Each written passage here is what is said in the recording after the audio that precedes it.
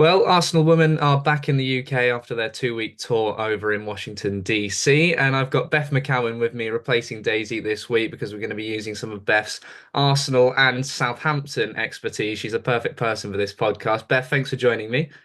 Thank you so much for having me. And let's start with the Chelsea game then before we come on to Southampton because look, you're as well as working for them last season, you are a Gooner, and no Gooners really like losing to Chelsea, whether it be pre-season or whatever sort of game. And it was a bit of a difficult watch at times on Sunday night. Yeah, definitely. I think regardless of what the game is or where the game is, it's just never a situation that the team or the fans want to find themselves in, I suppose. It just wasn't the most exciting game to watch, I didn't think. It wasn't even, I don't think it was particularly difficult to watch in the sense of there wasn't really any times where I was like, oh, we're playing really badly. It wasn't like that, but it was just a bit felt flat, I think. But I think there were definitely some positives to take. I thought Kafaji, her movement is just brilliant. I thought Zinsberger did well at a lot of points. So yeah, definitely positives to be taken. And obviously there's lots to be said about the whole kind of US tour. Playing Chelsea at this point as the season approaches, probably a really good thing in my opinion. Preparation wise, I think there's things to learn from it in the sense of just one thing that came to mind for me was like Caitlin Ford just needing to be fed a bit better in order to get that end product, just needing a little bit more support. But yeah, I thought wasn't the best game, but 1-0 international friendly, obviously conditions that a lot of the players aren't used to, so it does bring additional challenges. Yeah, I think there's definitely stuff to learn from it, but also some positives to be taken.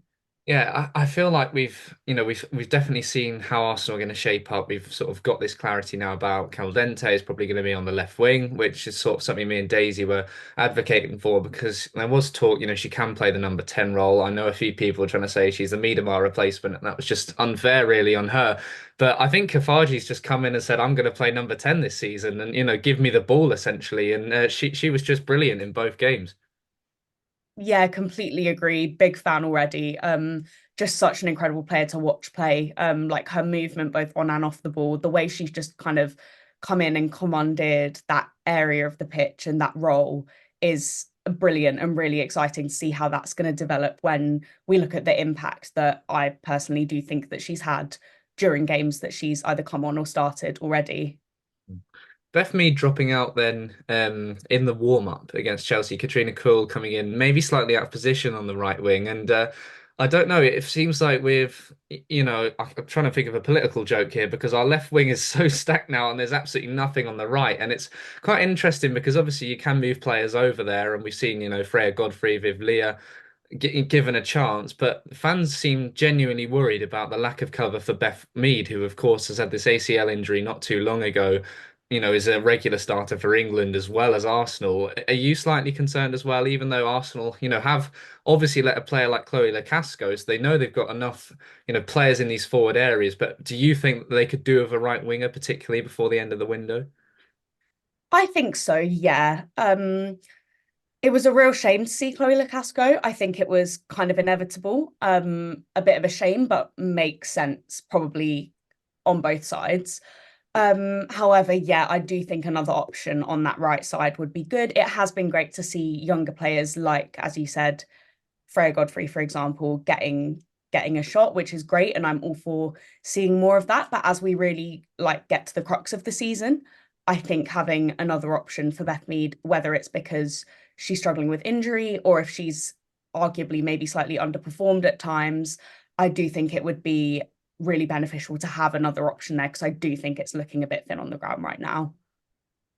One of the worries for me definitely has been defensively. I mean, I think Steph Catley, me and Daisy talked about last week as being a genuine option for a centre back, and I think maybe the Chelsea game didn't do many favours to that. I thought Chelsea really, really targeted Arsenal's left-hand side, particularly in the first half. There's a lot of space sort of opening up when McCabe would go forward, and I think someone like Katie McCabe is going to look to bomb forward. But if the centre back inside of them is maybe not the strongest, then that can be pulled apart at times. And I think Leah Williamson still working her way, back to back to her best, essentially. And I just thought, and as was Laura Wienreuter as well. So it was not a makeshift defence, but a defence who was showing a bit of signs of rustiness. And even in the Washington Spirit game as well, they were maybe pulled apart a little too easily. And that's something that Arsenal will have to look towards before the start of the season. Yeah, I completely agree. I'm also big advocate for Steph Catley at centre back. I think she pretty much always does really well there.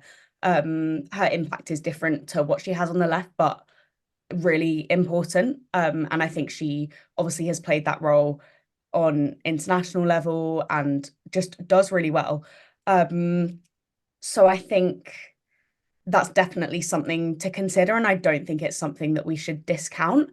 But then what does kind of happen on that left side, as you said, like with Katie McCabe, and it's difficult when you've got Laura Wienreuter, you've got Emily Fox, we've got these really high caliber players, but it's just sometimes difficult, I guess, to figure out how to play them. And I think there were, like you said, points, especially against Chelsea, where it made a tiny bit too easy for that front line to kind of break through.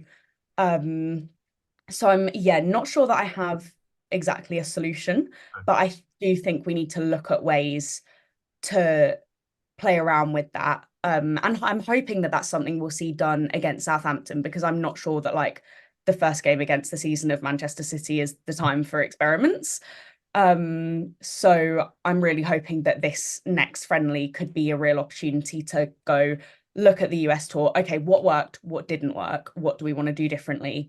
And kind of focus on those things, just a bit of fine tuning, because there's so much potential there. And there's times where our backline can be so brilliant, but there's times where it can just look a little bit shaky, like it maybe did against Chelsea. So, yeah, I think it's another one of those things where pros and cons, work to be done, take the positives, but definitely don't kind of like just don't settle almost. I think the club just need to continue like playing around really. And yeah, give try and give the players some freedom to explore, see how they work together in what positions, because like you say, there has been some kind of switching up here and there, which at times can be really positive, but then, like you said, sometimes can leave it feeling a little bit makeshift almost. Yeah, I think Jonas Eidevall needs to decide what his best centre back pairing is, and then almost preserve that for those the Man City games, and then rotate around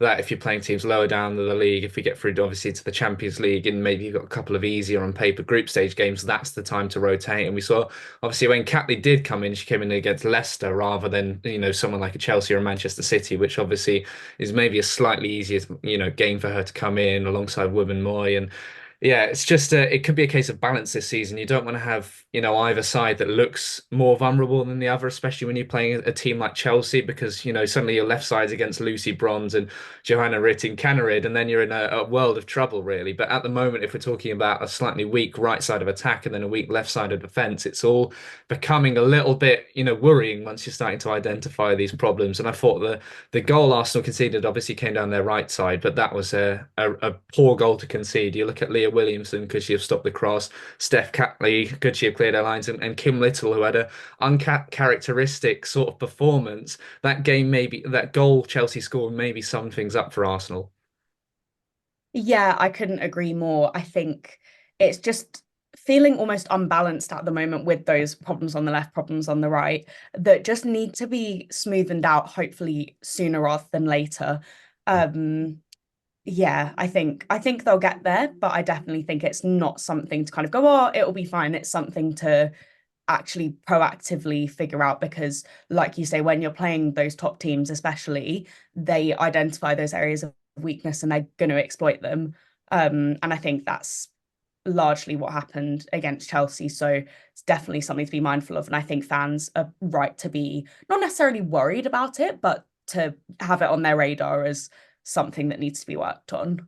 It is an interesting pre-season, isn't it? You're going against a top NWSL side. Chelsea need no introduction. Then you're dropping down, if you like, to play Southampton, because that's almost in preparation for Rangers, who will be maybe more of a similar level to a women's championship side. I know I'll have a lot of debate about the Scottish League because Rangers have been smashing the goals in.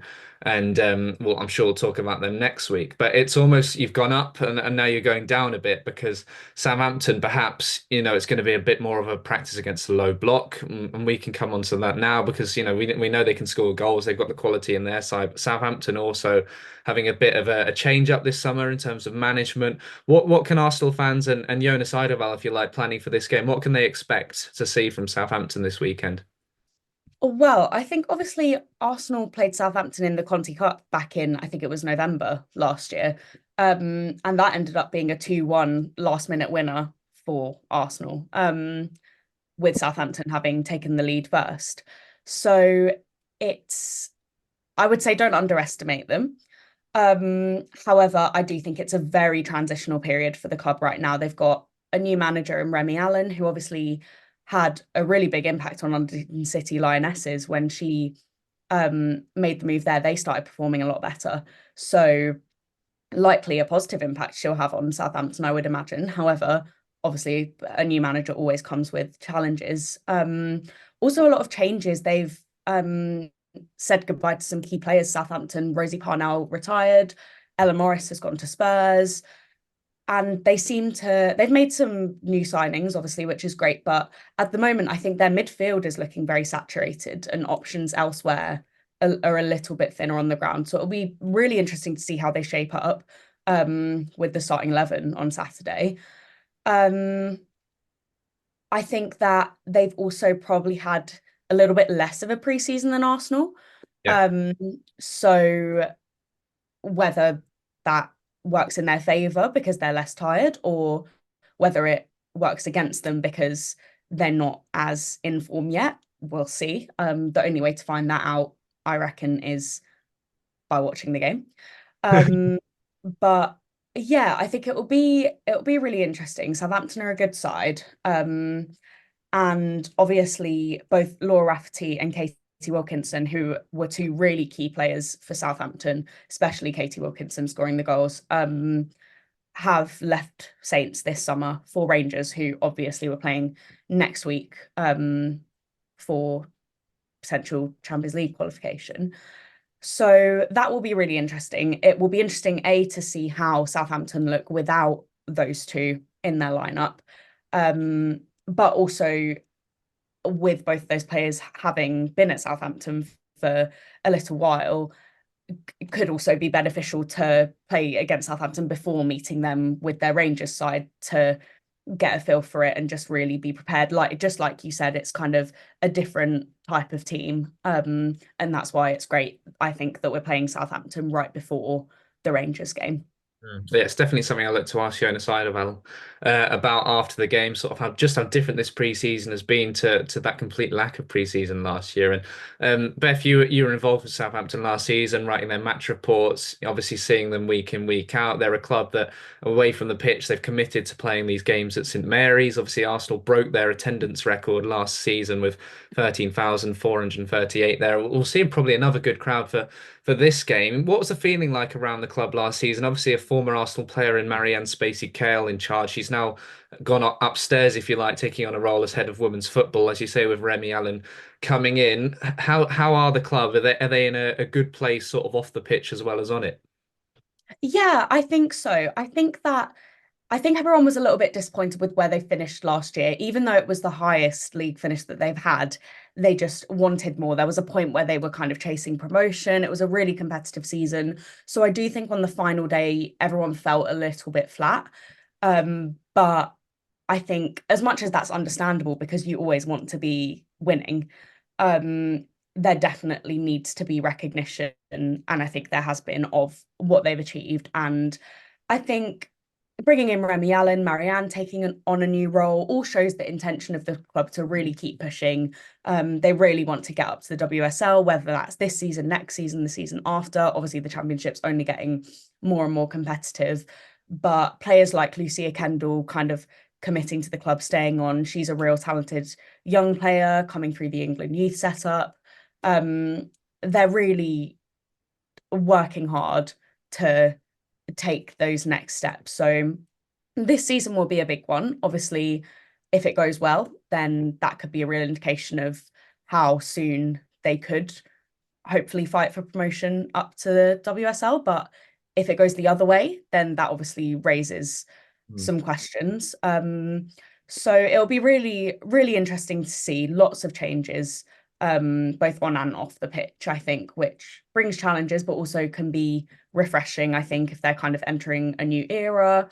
And hosting Arsenal is a great opportunity for them to get in a big crowd, drum up support, which is only Yeah. ever kind of getting better and better for the Saints. So yeah, I think this fixture is a brilliant idea for both sides, really. I think there could be so many positives to take for it. Hopefully it'll be an enjoyable one for fans to watch as well. Yeah, hopefully it's a sunny day on the south coast as well. My first time down to Southampton, and yeah, be looking forward to it. And interested to see what team Arsenal put out as well. I know the under 21s are playing Portsmouth away the next day. So you wouldn't expect many players to play both games, but whether, a few younger players come over, I'd expect they will, because obviously this game coming in 4 days before the Rangers game might well be a case of maybe your top players who you're looking to play against Rangers play the first half and are then rested, because it does just come a little bit closer. But do you think it will provide sort of the perfect setup, if you like, for the Rangers game? I do, yeah, I really do think so. I would love to see some of the younger players getting some minutes as well for Arsenal. Obviously Southampton will probably be trying to put out more of their experienced squad, but with so many kind of changes, it will be, yeah, I'm looking forward to seeing what approach they decide to take. But yeah, would love to see some of the youngsters kind of getting in there. And obviously players coming back from injury like Leah Valti would great to see her take on some minutes again. But it'll be interesting to see. But I think it is very much, I would assume, being used as not just a friendly, but preparation for next week's game against Rangers. So um I wonder if what we see from Arsenal on Saturday could be an indication of what we might then see on Wednesday, depending on how well or not well it goes. Yeah, Southampton have already lost 2-1 to Spurs, and by all accounts, I think that was behind closed doors, but they sort of took them all the way in that game. A couple of former Arsenal players for fans to keep an eye on as well. Fran Stenson, I think, obviously went up to Sheffield United and then back down to Southampton. Rihanna Dean, I think, made one appearance for Arsenal after coming through the first team. They also have a Haaland in goal, which is going to catch a few people off. Benedict Haaland, who's also from Norway, but obviously no relation to Erling. But as you say, a lot of departures this summer, 9 players leaving, one retiring, as you said, 7 players coming in. And Remy Allen, do you think it's a bit of a gamble, her coming in? Obviously did well with London City in quite a short space of time. And I'd imagine would have known about Michelle Kang and the real change of approach at the club by the time her contract expired in the summer. But Marianne Spacey-Curl as well, stepping back to the role of head of women's football. It is a bit of a new era, would you feel, at St Mary's? Definitely, yeah, definitely a new era. I don't know if Remy Allen is a gamble. I feel quite confident in what she does as a manager. I think we saw it with London City Lionesses, so I don't see why it would be too different with Southampton in the sense of like her approach and what she does. But of course, time will tell. But yeah, definitely a new era, I think. With Marianne's new role, even down to like the men's side, obviously have come up to the Premier League. Now that has an impact on the club as a whole. Mm. So there's definitely just a lot, a lot going on. And it'll be really good to see how it pans out, hopefully in a positive way. But yeah, I really think that this game for Saints against Arsenal is almost the perfect, not necessarily start, because obviously they've already played Spurs, like you said, but near the beginning of this kind of new chapter, new journey. Yeah, they certainly are. And I'll be at St Mary's on Saturday. Well, I don't think there's any plans to televise the game. I haven't seen anything on the Arsenal or Southampton website. So in that case, I'll have a live blog, which will be the best way to follow all the action. I'll have a live blog building up to the game. Post-match reaction with Jonas Eidevall and whoever is sent out from the playing squad as well. We'll have player ratings as well for all the coverage. Next week, it is Arsenal v Rangers in the mini tournament. I'll also be at Atletico Madrid v Rosenborg, seeing how Gio Queiroz gets on as well after her departure. But I'll be keeping an eye on that game. That's at 12:30 before Arsenal v Rangers at 7:30. We'll have a live blog for that. And then then the next two games are on the Sunday as well. Hopefully, Arsenal will be in the final rather than the third place playoff, but we'll be there to cover both of those games as well. I think Leif's going to be there on Wednesday as well, and we continue to ramp up our preparations for the online fanzine, the first one of the season, which is out before uh, the Manchester City game. And we're also looking for match day sellers for the Gooner. I'll keep putting that out. Beth, I know Jamie would be absolutely fantastic, a nice, like, smiley, loud Aussie to do it. So you'll have to have a word with her, but we are looking for sellers. I'll see what I can do. Beth, looking forward to the game on Saturday. You can't be down there, but I'm sure you'll be wishing the best to both sides one of these games. Yes, exactly. I will. Just yeah, hope it's a good game for all involved, really. And yeah, just definitely hoping Southampton to see them kind of really start to bring everything together, all the changes that have been made over the summer, and for Arsenal, hopefully seeing some youngsters getting some minutes and see what's been learned, what changes have been made following the US tour. It'll be an interesting watch. There was a wonder goal early on in that game last time from Molly Pike, so hopefully we'll get some drama like that. A few goals going in. Beth, thank you for your time, stepping up at short notice. I appreciate all of your insight into Southampton as well. Anytime. Thank you so much for having me.